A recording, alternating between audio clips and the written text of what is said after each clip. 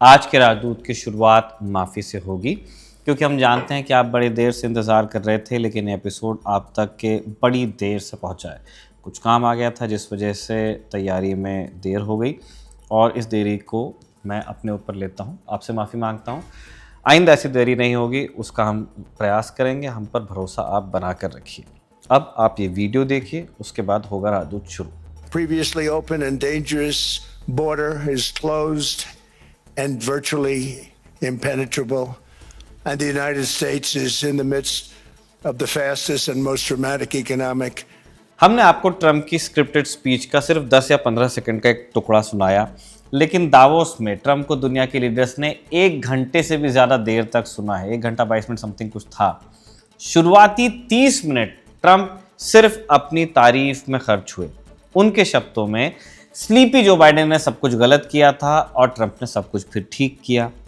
Trump जानते थे कि हॉल में बैठे सैकड़ों डिप्लोमैट्स, वर्ल्ड लीडर्स और बिजनेसमैन ये सुनने नहीं आए हैं कि ट्रंप ने कितने अफसरों को निकाला या कितने ट्रिलियन डॉलर बचाए। वो जानना चाहते थे कि जिस बहाने ट्रंप को यूरोप बुलाया गया, उस टॉपिक पर वो क्या बोलेंगे। ग्रीनलैंड। ट्रंप ने जी भर के बाइडेन को कोसा, अपने 365 दिनों का हिसाब दिया और आखिर में कहा, would you like me to say a few words on Greenland.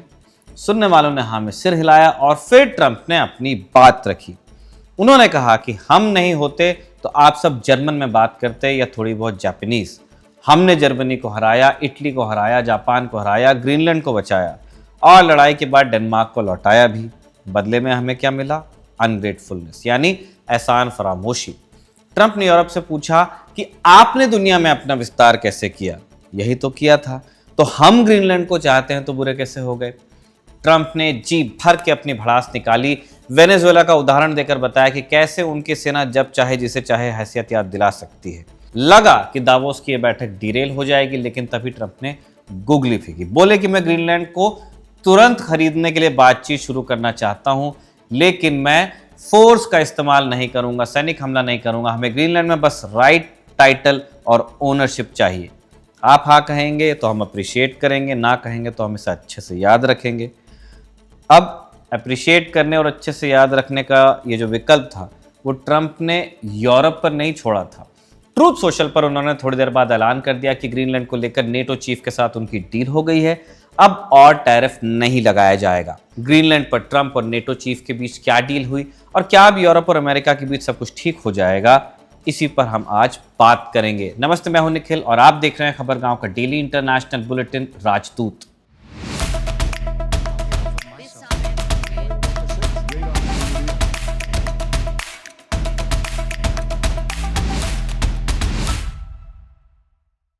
शुरुआत ट्रंप के ट्रूथ सोशल पोस्ट से, जिसमें उन्होंने ग्रीनलैंड को लेकर डील का जिक्र किया। ट्रंप ने लिखा कि नेटो चीफ मार्क रूटा के साथ हुई प्रोडक्टिव मीटिंग में हमने ग्रीनलैंड और पूरे आर्कटिक रीजन को लेकर एक फ्यूचर डील का फ्रेमवर्क तैयार कर लिया है।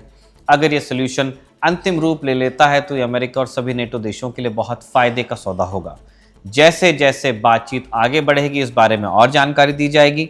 इस समझ के आधार पर मैंने फैसला किया है कि 1 फरवरी से जो टैरिफ लगने वाले थे वो अब लागू नहीं किए जाएंगे। अमेरिका के विदेश मंत्री मार्को रूबियो और विशेष दूत स्टीव विटकॉफ बातचीत जारी रहने के दौरान मुझे सीधे रिपोर्ट करेंगे। अब इसे कहा तो जा रहा है ट्रंप का यू टर्न, इसके बाद वो लीडर्स की रिएक्शन भी आए। डेनमार्क के विदेश मंत्री लार्स लोके रासमुसेन ने कहा कि दिन की शुरुआत जितनी खराब थी, अंत बहुत बेहतर था उससे। अब बैठकर शांति से बात करनी चाहिए और ये समझना चाहिए कि आर्कटिक इलाके में अमेरिका की सुरक्षा चिंताओं को कैसे एड्रेस किया जाए बिना डेनमार्क की सीमाओं को लांघे सोवरेनिटी। इटली की प्रधानमंत्री जॉर्जिया मेलोनी ने भी ट्रंप के फैसले का स्वागत किया। वहीं नेटो चीफ मार्क रूटा, जिनके साथ ट्रंप ने बैठकर डील की है अलेजिडली, उन्होंने फॉक्स न्यूज से कहा कि मामला अभी खत्म नहीं हुआ है, काफी काम बाकी है। तो अब ये जो फ्रेमवर्क ही तैयार हुआ है, इसकी तैयारी कब शुरू हुई? बीबीसी की रिपोर्ट के मुताबिक असली तैयारी शायद पिछले हफ्ते शुरू हो गई थी, जब डेनमार्क और ग्रीनलैंड के विदेश मंत्री वॉशिंगटन पहुंचे। उस दौरे के अंत में एक बात पर सहमति बनी। सहमति ये कि ग्रीनलैंड के फ्यूचर को लेकर एक वर्किंग ग्रुप बनाया जाएगा, यानी पर्दे के पीछे बातें चल रही थी। इस पूरे मामले को फिर बड़ी चालाकी से नेटो चीफ मार्क रूटा ने संभाला, क्योंकि ये मुद्दा नॉर्थ अटलांटिक अलायंस को तोड़ने तक की नौबत ला सकता था। ट्रंप ने कुछ दिन पहले रूटा के पर्सनल मैसेजेस भी अपने ट्रूथ सोशल पर डाले थे, यानी ट्रंप के विस्पर इन चीफ ने उनके कान में ग्रीनलैंड को लेकर मंत्र बहुत पहले फूंक दिया था। लेकिन बहुत से लोगों के मन में अभी भी यही सवाल है कि अगर यही करना था तो ट्रंप ने 2 हफ्ते तक इतना हंगामा क्यों किया, इतनी धमकी क्यों दी, इतनी बात क्यों खराब की। डेनमार्क पहले से ही कहता आ रहा था कि उसे ग्रीनलैंड में अमेरिका की मिलिट्री प्रेजेंस बढ़ने से कोई दिक्कत नहीं है।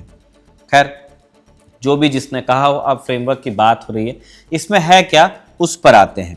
न्यूयॉर्क टाइम्स के मुताबिक इंटरनल सोर्सेस ने बताया कि एक आईडीए पर चर्चा चल रही जिसमें डेनमार्क को ग्रीनलैंड के छोटे छोटे इलाकों पर अपनी सोवरेनिटी यानी मालिकाना हक या कंट्रोल यूएस को सीड करना पड़ेगा। ये इलाके ऐसे होंगे जहां अमेरिका नए मिलिट्री बेस बना सके।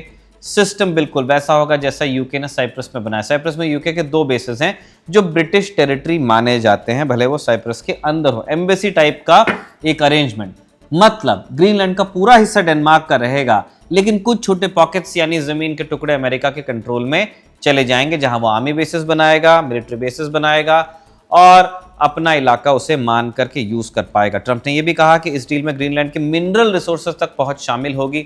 ट्रंप ने दावोस में कह दिया था कि ग्रीनलैंड के रेयर अर्थ मिनरल तक पहुंचने के लिए बहुत खुदाई करनी पड़ेगी, लेकिन अगली ही लाइन में बोले कि हम वैसे इसलिए वहां नहीं जा रहे हैं।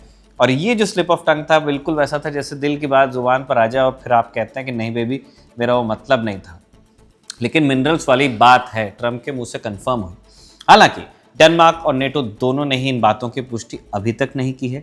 नेटो का कहना है कि बातचीत का फोकस आर्कटिक सिक्योरिटी पर होगा, जिसमें खासतौर पर 7 आर्कटिक देश यानी US, Denmark, Norway, Sweden, Finland और आइसलैंड मिलकर काम करेंगे। कनाडा को स्किप किया गया। मकसद साफ है, रूस और चीन को ग्रीनलैंड में सैनिक पकड़ बनाने से रोकना। डील के बारे में जब रिपोर्टर्स ने ट्रंप से पूछा तो ट्रंप ने बहुत डिटेल्स डाइवर्ज नहीं की, लेकिन इतना जरूर कहा कि बातचीत अभी चल रही है, खासकर एक यूएस मिसाइल डिफेंस शील्ड को लेकर भी, जिसमें ग्रीनलैंड का कुछ हिस्सा शामिल किया जाएगा। सीएनबीसी को दिए एक इंटरव्यू में उन्होंने कहा कि ये डील फॉरएवर होगी, यानी हमेशा हमेशा के लिए। यानी जो डिएगो गार्सिया वाला कंफ्यूजन अब आया है, वो ट्रंप ग्रीनलैंड में नहीं चाहते हैं कि अगर जिस जमीन पर वो बेस बना हुआ है, अगर वो जमीन वापस चली जाए देश के पास तो बेस का क्या होगा। अभी डिएगो गार्सिया में ये बहस 2025 में खूब हुई। वहां क्या हुआ है कि मॉरिशस का एक हिस्सा चागोस आर्किपेलागो जो है, वहाँ पे ब्रिटेन ने अपनी ज़मीन बना करके रखी थी। मॉरिशस को उन्होंने आज़ाद किया, लेकिन चागोस को छोड़ा नहीं पूरी तरह से। और वहाँ का जो सबसे बड़ा आइलैंड है डिएगो गार्सिया, उस पर उन्होंने एक बेस के लिए उस पूरे इलाके को खाली करवाया और फिर उस आइलैंड को किराए पर दिया यूएस को। अब जब आज़ादी के इतने साल हो गए हैं, दुनिया पॉलिटिकली करेक्ट होती जा रही है, तो मॉरिशस फिर मांग रहा है रिपेरेशन कि आपने इतने लोगों को बाहर किया, आपने लोगों की मर्जी के खिलाफ उनको घर से बाहर निकाला, उसका हर्जाना कौन देगा और आपने आइलैंड रखा कैसे है। बहुत झगड़ा, बहुत झाम हुआ और बाद में यूके को कहना पड़ा कि नहीं देखिए, इन आइलैंड्स का मालिकाना तो मॉरिशस का ही होगा, चागोस के लोगों का होगा, फिर भी उन्हें हमें किराए पर जरूर देना पड़ेगा 99 साल के लिए। ट्रंप इससे बड़े नाखुश थे, तो वो इस तरह की जो ऑकवर्डनेस है वो ग्रीनलैंड में नहीं चाहते हैं। जब पूछा गया कि क्या इसमें ग्रीनलैंड की ओनरशिप या मालिकाना हक शामिल होगा, तो ट्रंप ने बार बार जवाब देने से मना किया। यानी कोई पत्ता जरूर ऐसा है ट्रंप ने जो भी खोला नहीं है। दूसरी तरफ डेनमार्क के कुछ एमपीज इससे ऑब्वियसली बहुत गुस्से में, खासकर साशा फैक्स नाम की एक एमपी ने नेगोशिएशंस में ग्रीनलैंड को शामिल न करने पर बहुत नाराजगी जताई। उन्होंने स्काई न्यूज से कहा कि असली नेगोशिएशन इसको कैसे कह दें, 2 आदमियों ने तय कर लिया, ग्रीनलैंड को शामिल किए बिना कोई डील नहीं हो सकती और हमारे बिना बातचीत रहेगी अधूरी। अब बात सही है, ग्रीनलैंड को पसंद आए ना आए, ट्रंप ने तो फ्रेमवर्क बना लिया। ट्रंप ने एक आसान रास्ता निकाल लिया है अपने लिए, बिना किसी नेटो एलाय पर हमला किए, बिना कोई देश खरीदे। ट्रंप ने एक रियल एस्टेट डील सी कर ली है, जिसके जरिए अमेरिका को ग्रीनलैंड में माइनिंग राइट्स मिल जाएंगे और वहां अपने मिलिट्री बेसेस बनाने की इजाजत भी। अभी भी ग्रीनलैंड में बहुत सारे यूएस बेसेस हैं, लेकिन अभी स्कोप बढ़ेगा। यानी ग्रीनलैंड का झंडा बदलने की जरूरत नहीं रहेगी, बस कंट्रोल जितना चाहिए वो मिल जाएगा। ये ट्रंप की प्लेबुक के मुताबिक था, जिसके बारे में हम खबरगांव में आपको बहुत बार बता चुके हैं, अलिफ लैला के एपिसोड में बता चुके हैं, राजदूत में बता चुके हैं। पहले ऐसा माहौल बनाओ कि सामने वाला पागल हो गया है, कुछ भी कर देगा, फिर अपनी बात में छूट दे दो। यूरोप के साथ यही हुआ। कहां यूरोप मिलिट्री हमले और ट्रेड बजूका की बात कर रहा था, जानता था कि अमेरिका से लड़ तो नहीं पाएगा, लेकिन हवा में मुक्का उछालकर कह रहा था कि हम लड़ेंगे साथी। अब जब ट्रंप कह रहे हैं कि मैं हमला नहीं करूंगा, टैरिफ भी नहीं लगाऊंगा, बस थोड़ा सा ग्रीनलैंड रख लूंगा, तो यूरोप इसमें राहत खोज रहा है। यूरोप खोज रहा है राहत, लेकिन फायदा किसका हुआ है? ट्रंप का। Maximum pressure, attack attack attack और फिर एक ऐसी डील जिसमें अपने हाथ ऐसा कुछ आ जाए जो पहले नहीं था, और यही ट्रंप ने ग्रीनलैंड के साथ में किया है। डील क्या हुई हमने आपको बताया, अब आपको ले चलते हैं उस हिस्से में जहां पे ट्रंप के दावों के बारे में सच्चाई है। ऑनेस्टली यूएस प्रेस ने काम बहुत अच्छे से किया है कि ट्रंप को उन्होंने पूरे स्पीच को फैक्ट चेक कर दिया। हम कुछ बातें आपको बता रहे हैं। ट्रंप ने दावोस में अपनी स्पीच में इतनी सारी बातें कही जो कि अनवेरीफाइड हैं, झूठ हैं, कि यूएस मीडिया सेक्शन चला रहा है। नेटो के बारे में ट्रंप ने कहा, नेटो से कुछ नहीं मिला, बस हमने यूरोप को सोवियत यूनियन और अब रूस से बचाया, इतने साल मदद की लेकिन हमें कुछ नहीं मिला। गलत है। 9/11 के बाद नेटो ने पहली और आखिरी बार अपना आर्टिकल 5 इन्वोक किया, मतलब एक पर अटैक सब पर अटैक वाला कानून। फिर सारे मेंबर्स ने अमेरिका के साथ मिलकर अफगानिस्तान में जंग लड़ी, कई देशों के सैनिक शहीद हुए। डेनमार्क, जिसको अभी डिस्कस किया जा रहा है, उसने भी सैनिक भेजे, और अगर आप पॉपुलेशन के रेशियो के हिसाब से निकालें तो डेनमार्क ने सबसे ज़्यादा सैनिक हुए, सिर्फ 40, लेकिन फिर डेनमार्क एक बहुत छोटा मुल्क भी है, उनके लिए 40 एक बहुत बड़ा नंबर है। यानी अमेरिका को नेटो से जान माल का फायदा हुआ है। अमेरिका को उसकी ज़रूरत के वक्त नेटो से मदद मिली ज़रूर है। दूसरी बात ट्रंप ने यह कही कि मेरे आने से पहले अमेरिका नेटो का 100% खर्च उठाता था, ये भी बात गलत है। नेटो के ही आंकड़ों के मुताबिक 2024 में अमेरिका का डिफेंस खर्च कुल नेटो का कुल 63% था, 2016 में 72% था। अमेरिका सबसे ज़्यादा देता है लेकिन 100% कभी नहीं। नेटो के अपने ऑर्गेनाइजेशनल बजट में भी अमेरिका का हिस्सा सिर्फ 16% है, पहले 22 होता था। ट्रंप ने कहा कि युद्ध के बाद हमने ग्रीनलैंड डेनमार्क को लौटाया, बेवकूफ़ी थी, अब ये लोग एहसान फरामोश हो रहे हैं। अब सच्चाई ये है कि ग्रीनलैंड कभी भी अमेरिका की जागीर नहीं था जिसे वो वापस करते। 1941 के समझौते में साफ लिखा था कि अमेरिका सिर्फ वहां सैनिक गतिविधियां चलाएगा, लेकिन ग्रीनलैंड पर सोवरेनिटी डेनमार्क की रहेगी। आप बांग्लादेश के उदाहरण से समझ सकते हैं। पूर्वी पाकिस्तान में दिक्कत चल रही थी, बांग्ला लोगों के ऊपर अत्याचार कर रही थी पाकिस्तान की सेना। भारत ने लड़ाई लड़ी, ये कहकर लड़ाई लड़ी कि हमारे यहाँ रेफ्यूजी क्राइसिस है। बांग्लादेश की जो निर्वसित सरकार थी उसने हमसे मदद मांगी थी, हमने उनके बिहाफ पे लड़ाई लड़ी, लेकिन सोवरेनिटी को कभी हमने डिस्कस नहीं किया। सोवरेनिटी पहले बंगाली लोगों के पास नहीं थी, हमारी लड़ाई जीतने के बाद उनके पास में आई। ये बड़ा दिल ट्रंप दिखा नहीं पा रहे हैं।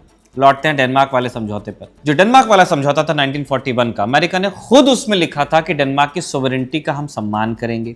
ये भी लिखा था कि भले उस वक्त डेनमार्क अपनी ताकत का इस्तेमाल नहीं कर पा रहा, बहुत जल्दी हार गया था, लेकिन ग्रीनलैंड पर उसका अधिकार पूरी तरह बना रहेगा। अब हम उस बिंदु को डिस्कस करेंगे जिससे कहते हुए, जिसे लिखते हुए प्रेस में कम सावधानी बरती गई है। कई जगह लिखा गया कि ट्रंप यूरोप के आगे झुक गए। इसका सीधा जवाब अगर आप निकालना चाहते हैं तो नाम ही है, वो झुके नहीं है, उन्होंने पहले जितना था उससे ज्यादा लिया है। ट्रंप ने बस अपना तरीका बदला है, और इसका कारण एक ये तो था ही कि ट्रंप को बीते दिनों ढेर सारी सलाह दी गई। यूरोप ने ट्रंप को ये बात समझाई कि इस पूरे झगड़े की कीमत यूएस के लिए फायदे से ज्यादा नुकसान वाली हो जाएगी। जब ट्रंप ने टैरिफ की धमकी दी तो कुछ यूरोपियन पावर्स ने पलटकर टैरिफ लगाने की बात कही। फ्रांस के प्रेसिडेंट ने ट्रेड बजूका चलाने की बात की। मार्केट में भी ये सेंटिमेंट आया कि अगर ये ट्रेड वॉर बढ़ता है तो यूएस को नुकसान हो सकता है। यूएस की जनता खुद, स्पेशली मागा जो धड़ा है, वो खुद इस महंगे कब्जे को कभी सपोर्ट नहीं करता। यूरोप ने ट्रंप को टैकल करने का एक तरीका बताया है। तरीका ये कि अगर ट्रंप को पीछे हटाना है तो उन्हें दिखाना पड़ेगा कि उनकी जिद की कीमत उन्हें चुकानी पड़ेगी। आमतौर पर यूरोप ट्रंप से बात करते हुए बहुत चापलूसी करता है, रूटा ने तो डैडी कह दिया था, लेकिन इस बार यूरोप ने सख्ती दिखाई जिसने कुछ काम किया है। लेकिन ग्रीनलैंड पर आई अच्छी खबर कब तक बनी रहेगी, हमें देखना पड़ेगा। दावोस में ट्रंप ने ग्रीनलैंड का मालिक बनने की बात कह तो दी ही, मतलब अगर उन्होंने चाहा, जैसा वो कर भी देते हैं, तो फिर से टैरिफ की धमकी वो दे सकते हैं, भरोसा नहीं किया जा सकता। यूरोप को ट्रंप की भाषा को हल्के में नहीं लेना चाहिए, क्योंकि उससे साफ दिखता है कि उन्हें यूरोप से दोस्ती की कितनी कम परवाह है। इसी नोट पर हम आज का राजदूत कंक्लूड करेंगे। मैं एक बार फिर से कह दूं कि आज जो देरी हुई है उसके लिए हम माफ़ी चाहते हैं। आज का राजदूत रिया ने लिखा और इरशाद ने रिकॉर्ड किया। आप देखते रहिए खबरगांव।